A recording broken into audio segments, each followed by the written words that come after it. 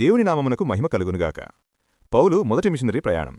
అంతియొకయలోని సంఘము బర్నబాను పౌలును సువార్త నిమిత్తము పంపెను. వారు మార్కును వెంటబెట్టుకుని బర్నబా యొక్క జన్మభూమియగు కుప్రకు వెళ్ళిరి.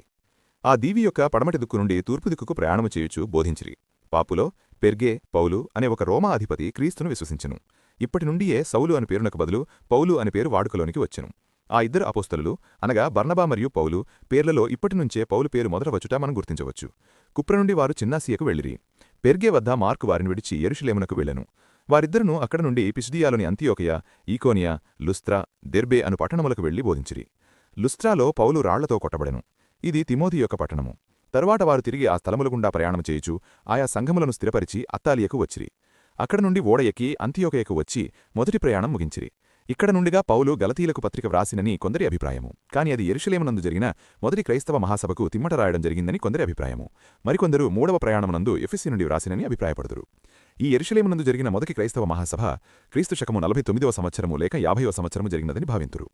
అన్యులు క్రైస్తవ సంఘములోనికి రావడం ప్రారంభించినప్పుడు వారు మోషే నియమించిన ఆజ్ఞ ప్రకారం చేయుటను గూర్చి గృప సమస్య వచ్చెను.